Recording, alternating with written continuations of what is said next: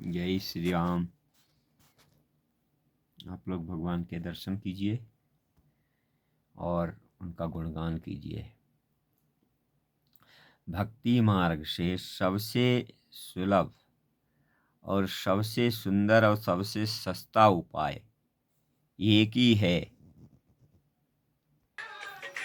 भगवान को प्रसन्न करने के लिए भक्ति मार्ग में इसलिए सबसे सरल उपाय है क्योंकि इसमें क्या होता है, ना तो आपका विशेष खर्चा होता है और ना ही आपको कोई समस्या होती है। आप जहाँ रह रहे, जैसे रह रहे, उसी में मतलब अच्छे है, कोई दिक्कत नहीं है कि आप कहीं भी रहो, तीर्थ में जाओ। भक्ति मार्ग में कोई कर्मकांड तो है नहीं। कर्मकांड में होती है समस्या। कर्मकांड में हमें मंत्र जाप करना क्या है, कैसे करना है, उसमें होता। लेकिन भक्ति मार्ग एक वो है कि जैसे कि आप भगवान के भक्त हो, भगवान को प्रसन्न करना चाहते हो, भगवान राम कृष्ण विष्णु नारायण किसी को भी आप मानते हो, तो सीधी सी बात है, उनकी लीला और उनकी कथाओं का श्रवण कीजिए। आप जहाँ कथा हो रही है उसको, कथा को श्रवण करो, या पढ़ सकते हो तो आप पढ़िए और फिर उनका चिंतन मनन कीजिए।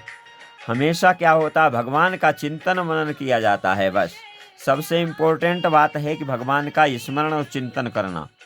आप जितना भगवान का स्मरण चिंतन करते हो उतनी जल्दी ही आपका हृदय पवित्र होता है और भगवान आपके पर कृपा हो जाती है, भगवान प्रसन्न हो जाते हैं।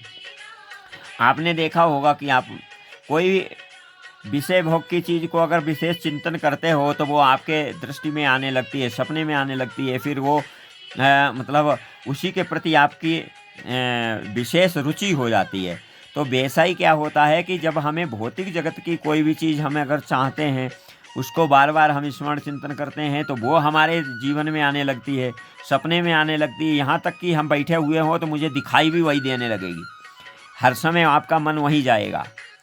तो इसीलिए जब वो चीज़ दिखाई दे सकती है भौतिक जगत की, तो ये तो भगवान है। भगवान के लिए तो सबसे सुलभ चीज़ क्या है कि भगवान का स्मरण चिंतन कीर्तन आपने किया, उनकी लीला कथाओं का, तो समझ लो कि आपके अंदर भगवान की लीला कथाओं का ही चिंतन होने लगेगा। आपके हृदय में वही पवित्रता आने लगेगी। आप उस लायक हो जाओगे कि भगवान के विरुद्ध। फिर आपको सपने में भगवान दिखाई देने लगेंगे। आपको लगेगा कि भगवान मेरे सामने बैठे हुए हैं, खड़े हैं। क्यों? कि हम जिस चीज़ का बार बार स्मरण चिंतन करते हैं, हमारा मस्तिष्क में वही चीज़ आ जाती है, फिर वो उसी चीज़ के प्रति हम चिंतन करने लगते हैं। आँख मीचोगे, आँख मीचते ही आँख बंद किया तो पता चलेगा कि भगवान का सामने श्री विग्रह खड़ा हुआ, बैठे हुए हैं, जैसे भी रूप में आप देख रहे हो।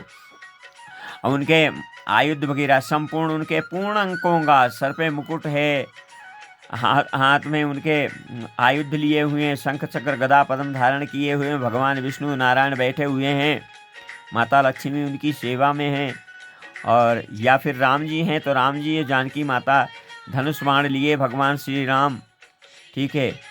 सर पे मुकुट है, कानों में कुंडल हैं और मतलब सुंदर मंद मंद मुस्कान है उनकी। तो इस तरीके का चिंतन आपको स्मरण आने लगेगा। माता जानकी उनकी सेवा में विराजमान है। जो भी ग्रह का आप जैसा भी स्वरूप करोगे, आप देखोगे वही आपको चिंतन आने लगेगा। वही चिंतन आने से ही आपका कल्याण होगा।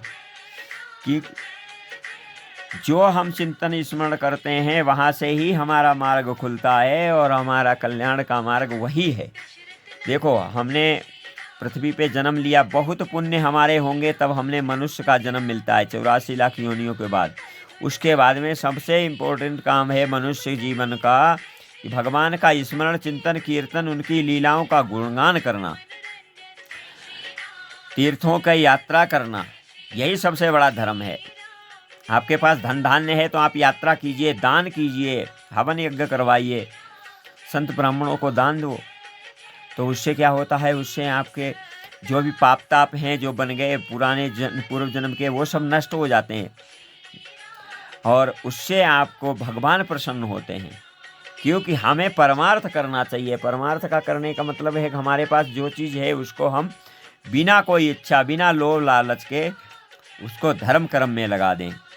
हमारे पास कुछ नहीं तो हमारा जीवन है तो उसी को हम लगा सकते हैं। भगवान का स्मरण चिंतन कीर्तन कर सकते हैं। उसमें कोई आपका पैसा नहीं लगता, आपको हवन यज्ञ थोड़ी करना है, कोई दान नहीं थोड़ी देना है। जिसको भक्ति मार्ग ये एक सुलभ है कि जो भी स्वरूप आपको अच्छा लग रहा है उसी स्वरूप को आप अपने हृदय में उतार लीजिए, भगवान का स्मरण चिंतन करने लगो और उन्हीं की लीला कथाओं का श्रवण कीर्तन करो। बस आपका समझ लो कि आप बैकुंठ में बैठे हुए हो, भगवान आपको जो है अपने धाम में बुलाने के लिए तैयार हो जाएंगे। आज नहीं तो कल आपको दर्शन भी देंगे।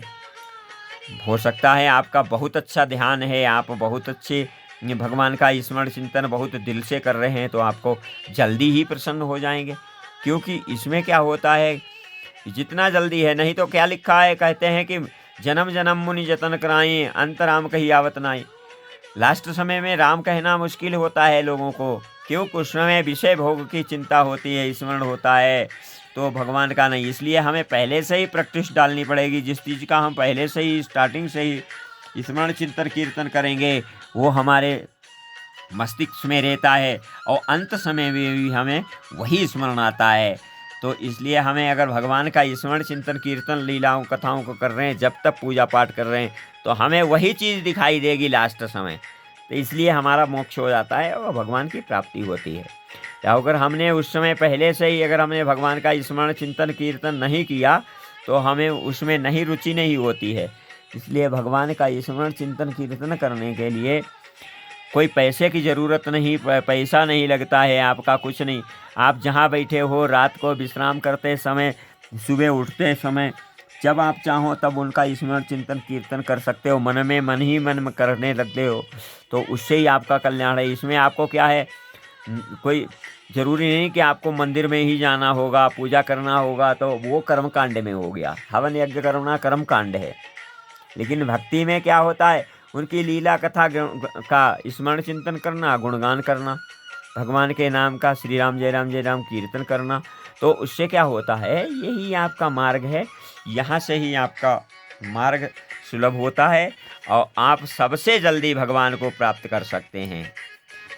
भगवान को हम तो यही कहते हैं कि सभी लोग भगवान के भक्त बने, सभी लोगों का कल्याण हो, क्योंकि ये कलिकाल चल रहा है।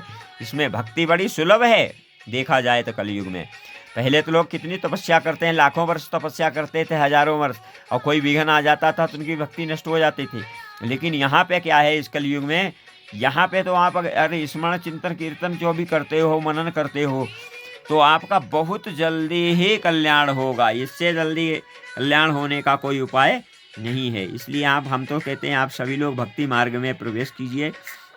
भक्ति मार्ग के द्वारा जहाँ भी जैसे भी हो, जिस रूप में हो, आप वहीं पे भगवान का स्मरण चिंतन कीर्तन कीजिए, तो उससे आपका कल्याण होगा।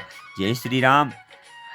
आपको अगर वीडियो अच्छा लगता है तो लाइक कीजिए, शेयर कीजिए, सब्सक्राइब कीजिए चैनल को। जय जय श्री सीताराम महाराज की जय।